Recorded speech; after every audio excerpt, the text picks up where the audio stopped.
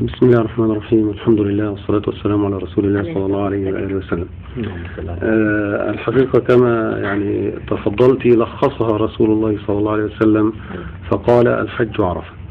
فهو جبل عرفات هذا كما جاء في التقرير هو جبل هو خارج حدود الحرم، وهو له حدود معينة، ويبدأ الوقوف عليه في اليوم التاسع من شهر ذي الحجة بعد يوم التروية اللي هو الثامن، بعد أن يخرج الناس في يوم التروية إلى منى، ثم بعد ذلك في يوم التاسع يذهبون إلى جبل عرفات ويبدأون في المناسك الأساسية لفريضة الحج.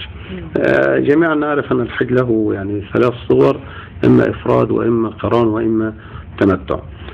إن كان إفراد فهو مفرد من الحج فقط، يذهب ليفعل مناسك الحج فقط. التمتع هو من فعل العمرة ثم أراد أن يتحلل وينتظر أيام الحج ومناسك الحج. القارن هو من يفعل العمرة والحج بملابس واحدة أو بإحرام واحد. فهنا الحديث هنا عن الحج فقط وهو عرفة. إن كان متمتعا فقد حل بعد أن أدى مناسك العمرة ثم حل، وتبدأ مناسك الحج مرة ثانية من بداية يوم التروية عندما النزول إلى منى، ثم يذهب بعد ذلك في يوم التاسع في صبيحة يوم التاسع إلى جبل عرفات.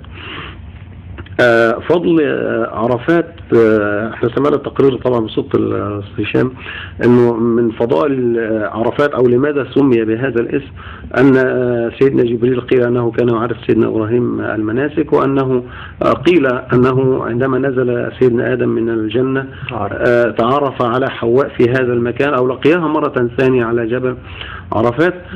والذي يعني كل هذه التعريفات او يعني اسباب تسمية وجيهة وتستطيع ان نقول ان كلها صحيحة.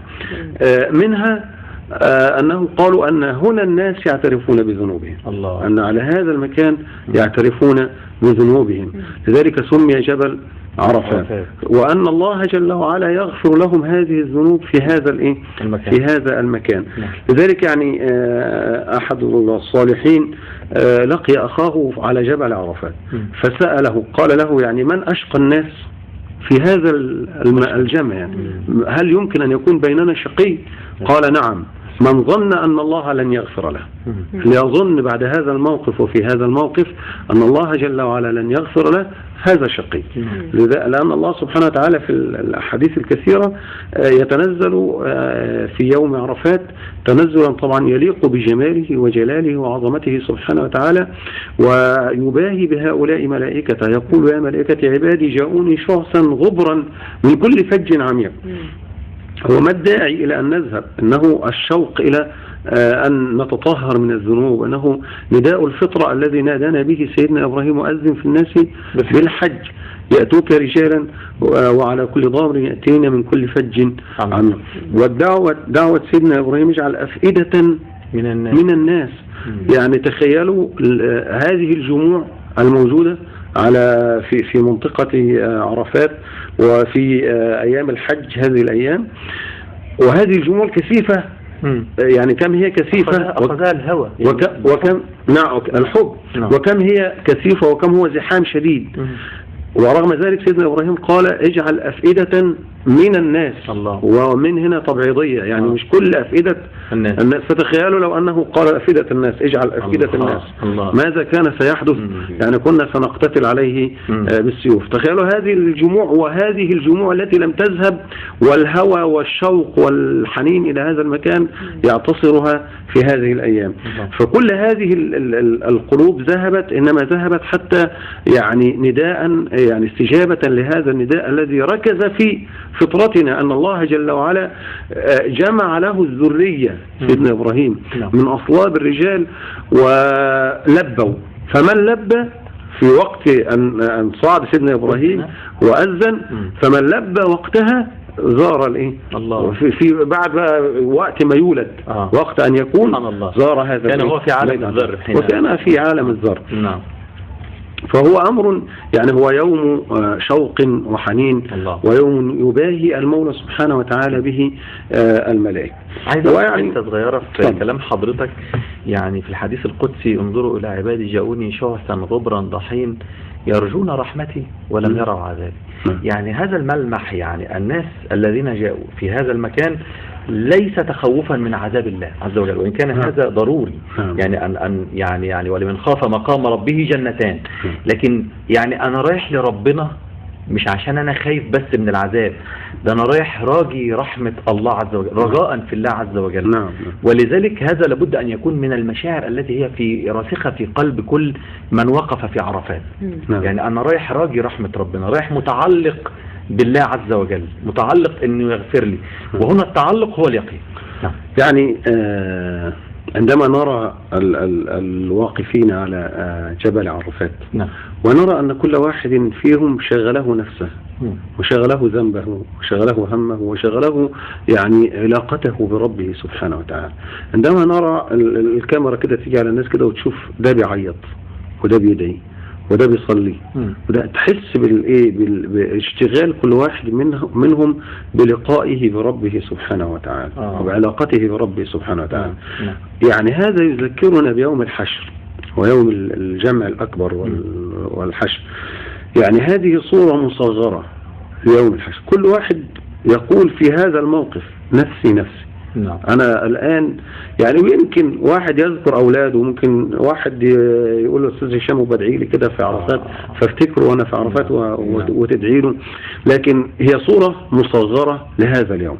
لك أن تتخيل هذه الجموع التي خرجت من بين المشتاقين، من بين جموع المشتاقين. وأنا دايما أحب أركز، لأنه مش كل اللي قاعدين بمزاجهم، ده كل اللي قاعدين اللي راح قبل اللي ما راحش قبل كده نفسه يروح. اللي قاعدين كلهم نفسه، لكن هو المكان لا يتسع. لذلك حتى من الرحمة اجعل أفئدة من الناس وليس أفئدة الناس. هذه الجموع التي نراها غفيرة والجبل كله أبيض، وعلى اختلاف الألوان وعلى اختلاف الألسنة وعلى اختلاف المشارب والأهواء، ويعني حتى يعني لا أبالغ أنما أقول حتى على اختلاف المذاهب الإسلامية التي يعني حتى في بعضنا البعض. هذا المنظر إنما مؤداه أنه الجميع يطلب رحمة الله جل وعلا ويطلب رضا الله جل وعلا. يعني عندنا حديث، يعني هذه الموجة في هذه الأيام من محاولات السب الرسول صلى الله عليه وسلم والاعتداء على الرسول، هنا فيلم مسيء وهنا رسم مسيء وهنا شيء. هذه الموجة تحدث كلما تمسكنا نحن بديننا. كلما رأوا منا أن الأمة اقتربت من أن تحقق شيئا على الأرض وأن تفعل شيء. شعار هؤلاء كما قال أجدادهم من قبل: لا تسمعوا لهذا القرآن والغوا فيه لعلكم تغلبون. شوهوا الصورة. هذه الصورة التي نراها على الشاشات الآن، شاشات التلفزيون، في هؤلاء الجموع المهولة التي تبكي وتتضرع وتدعو الله جل وعلا، هذا أغيظ ما يغيظ أعداء هذه الأمة. ويعني الكلام الدبلوماسي جميل، لكن نحن لا ننكر أن الأمة لها أعداء. الأمة لها أعداء ويغيظهم بعض الأشياء. من الأشياء التي تغيظهم هو قول رسولنا صلى الله عليه وسلم: يغيظهم منا ثلاث: صلاة، يعني قولنا خلف الإمام آمين، ومنها هذا الجمع في يوم عرفات. من أعداء الأمة الشيطان.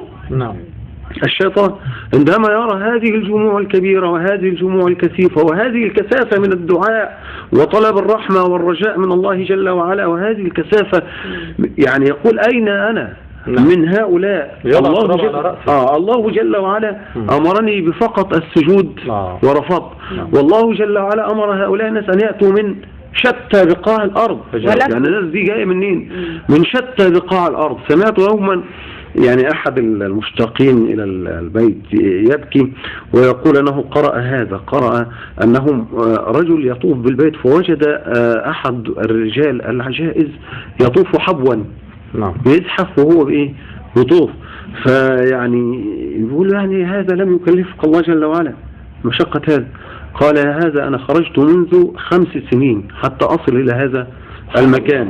وبعدين قال له آيات، قال زر من هويت وإن شطت بك الدار وإن حال بينكما حجب وأستار فلا يمنعنك شيء عن زيارته فإن المحب لمن يحب زوار. الله. فضيلة الشيخ، يعني في الحقيقة أنا يعني أسفة أن أنا بقطع حضرتك، كلامك جميل جدا، لكن إحنا دايما كمسلمين يعني بنتسابق بالأعمال الطيبة ونبحث دائما عن خير الجزاء من رب العالمين، فهو الكريم والرحمن الرحيم. وإذا كنا بنتحدث عن فضل يوم عرفة بالنسبة للحجيج، فماذا عن فضل هذا اليوم بالنسبة للمسلمين اللي هم ما كانش ليهم الفرصة الطيبة في أداء مناسك الحج هذا العام أو في هذا اليوم؟ هو من فضل الله جل وعلا أنه لم يحرم أحد، ويعني حتى ربنا سبحانه وتعالى من فضله ورحمته بهذه الأمة بالذات أنه عوض لها أي تقصير في، حتى لو كان منها وحتى لو كان خارج عن إرادتها. يعني إيه؟ يعني لما جاء سيدنا